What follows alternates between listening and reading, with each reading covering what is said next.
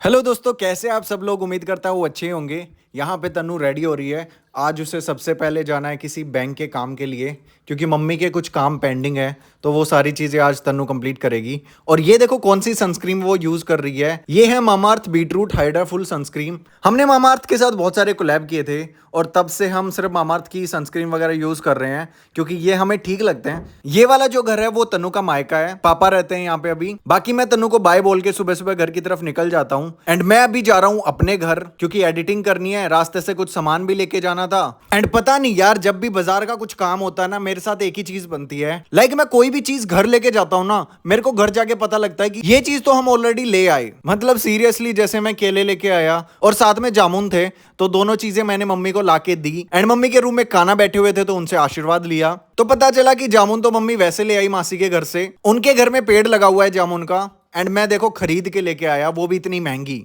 सो जल्दी से कुछ खाकर मैं निकल जाता हूँ किचन के लिए। एडिटिंग कंप्लीट हो चुकी थी एंड शाम के 3-4 तो बज ही जाते हैं मेरे को किचन पहुंचते पहुंचते, क्योंकि मेरे 3 से 4 घंटे तो एडिटिंग में जाते हैं। एंड अच्छा हुआ यार मैंने आईफोन ले लिया। लाइक रिसेंटली अभी मैंने आईफोन 15 लिया है, क्योंकि लैपटॉप मेरा पुराना हो चुका है और उसमें मैं जितनी ज्यादा एडिटिंग कर रहा था ना, उतना ज्यादा लॉन्ग व्लॉग में मेरा टाइम लग रहा था। एक व्लॉग को एडिट करने में मेरे 2 दिन लगते थे।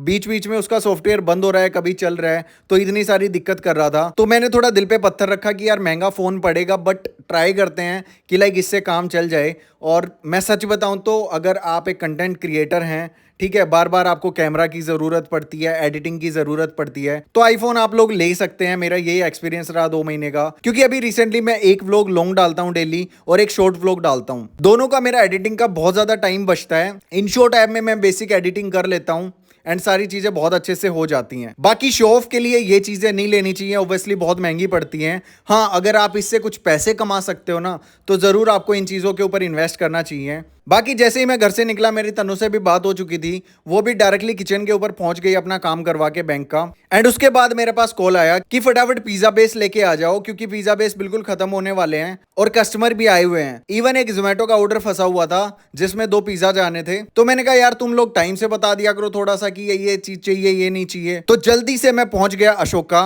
वहां पे खानेवाल बेकर्स है जिनके हम पिज्जा बेस यूज करते हैं। तो फटाफट से उनसे पिज्जा बेस लिए और वहां से मैं किचन के लिए निकल गया। बीच में कुछ और भी सामान लेना था, बट वो सारा सामान मैं ले नहीं पाया। मैंने जतिन को बोल दिया था कि वो सारा सामान ले आए अगर चक्कर लगेगा किचन की तरफ। तो किचन जाकर देखता हूं तो सब लोग काम में लगे हुए हैं। जोमेटो राइडर भी बैठा हुआ है एंड साथ में कुछ कस्टमर्स भी। वो तो अच्छा हुआ, मैंने इनको पहले ही बोल दिया था कि वेजीज वगैरह कट करके रखना, ज्यादा टाइम वेस्ट नहीं होगा। जैसे ही मैं पिज्जा बेस लाऊंगा, ओवन भी गर्म होगा, तो फटाफट हम बना के और भेज देंगे। और ठीक वैसा ही हुआ। हमने इतना यम्मी पिज्जा बनाया ना जिसकी कोई हद नहीं। लाइक एक बार शक्ल देखो तुम पिज्जा की। ये है हमारा eat and bite special pizza, जिसमें बहुत सारी वेजीज के साथ बहुत सारी सॉसेस का मिक्सचर होता है। एंड ऊपर से हम डालते हैं मिंट मेयोनीज। मिंट मेयोनीज जो है, जब भी हम पनीर की कुछ चीज बनाते हैं उसके अंदर अगर मिंट मेयोनीज यूज करेंगे ना, तो काफी अमेजिंग टेस्ट आएगा। तो कभी ईट एंड बाइट आओ तो आप ट्राई करना eat and bite special pizza.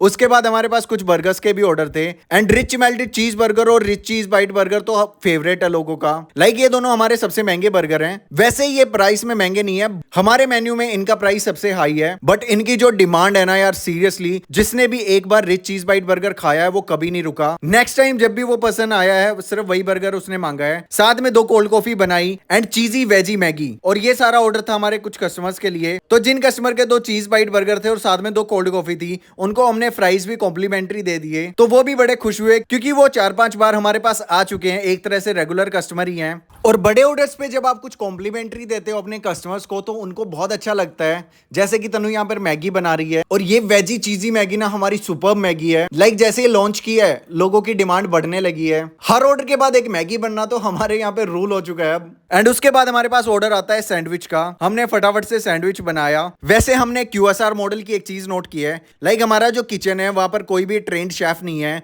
हम पहले रेसिपी खुद डिजाइन करते हैं, उसके बाद जो भी पर्सन हमारे पास काम के लिए आता है उसे हम सिखाते हैं। जैसे आकाश हमारे पास है, उसे फूड का कोई भी एक्सपीरियंस नहीं। इवन हम लोगों को भी कोई भी फूड का एक्सपीरियंस नहीं था, बट थोड़ी सी उसमें साइंस लगानी पड़ती है कि यार कैसे टेस्ट देना है। एक बार टेस्ट सेट हो गया ना, उसके बाद तो हम रेसिपी को नोट डाउन ऐसा कर लेते हैं कि लाइक चीज उसी रेसिपी के साथ बनेगी, उसके बाद फर्क नहीं पड़ता कि आपके पास शेफ आ रहा है या नहीं आ रहा। क्योंकि मैंने बहुत सारे रेस्टोरेंट में एक ही प्रॉब्लम देखी है कि शेफ बेस्ड जो रेस्टोरेंट्स होते हैं ना वो जल्दी बंद हो जाते हैं, शेफ 3-4 महीने से ज्यादा वहां पे टिकते ही नहीं है। एंड ये चीज बहुत ही बड़ी खतरनाक साबित हो सकती है आपके किचन के लिए। और हमने पहले से ही ध्यान रखा कि हमारे किचन में ये चीज कभी नहीं होनी चाहिए। इसलिए आपने कभी नहीं सुना होगा मेरे मुंह से कि हमारा शेफ नहीं आया, अभी शेफ छोड़ के चला गया, हम शेफ के ट्रायल ले रहे हैं। ऐसी चीजें हम कभी नहीं करते भाई। जो चीज खुद को बनानी आती है अच्छे से, जिस चीज के ऊपर हम कॉन्फिडेंट हैं, वो चीज हम कस्टमर को बेचेंगे एंड अपने लोगों को भी उसी तरीके से ट्रेन करेंगे ताकि कभी कोई प्रॉब्लम हो ही ना। शायद इसीलिए हमारे क्लाउड किचन में अभी तक ऐसी कोई बड़ी प्रॉब्लम नहीं आई है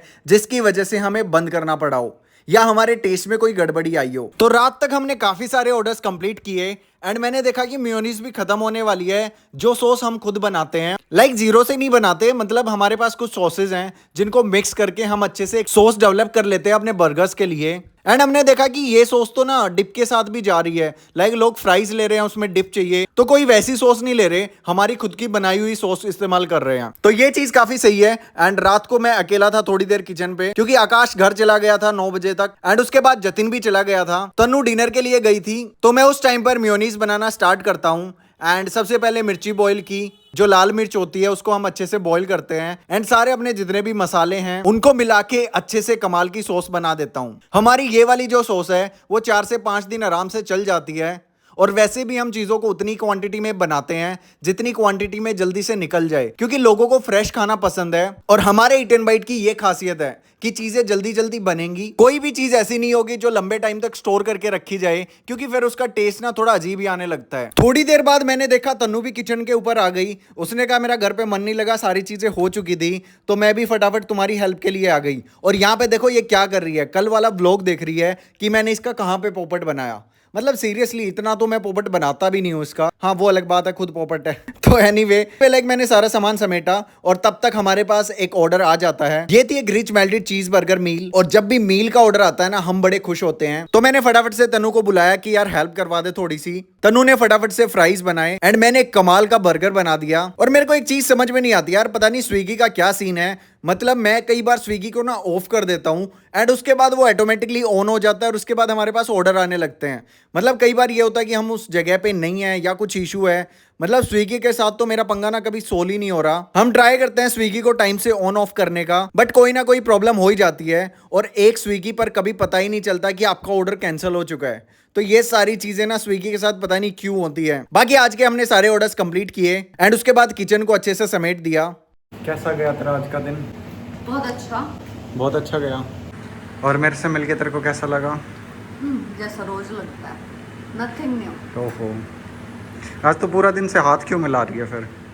वो वाला दोबारा करना। ये तनु ने नई ट्रिक सीखी है जो हम बचपन में करके छोड़ चुके हैं। और ये कोरियन की तो इतनी बड़ी फैन है, पूछो ये वाला।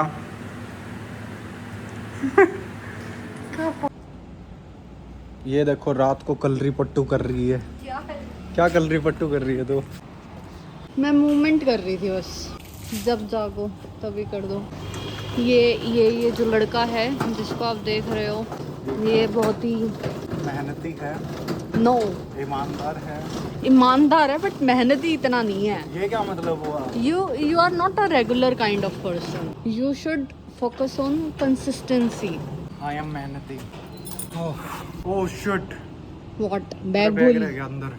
Very good, that's why I told you. तू उठा के नहीं लेके आ सकती थी? मेरे पे डाल दिया। कम से कम एक बैग ही तो उठाना था। अरे कलरी पट्टू का चक्कर ना होगा। कलरी पट्टू। तो यार उसके बाद मैं बैग निकाल के लेके आया किचन से। कुछ भी ऐसे तो मैं कर भी नहीं। चलो चलते हैं। तो इसके बाद हम दोनों घर की तरफ निकल गए थोड़ी मजाक मस्ती करते हुए। व्लॉग पसंद आया तो लाइक जरूर करके जाना। Bye bye.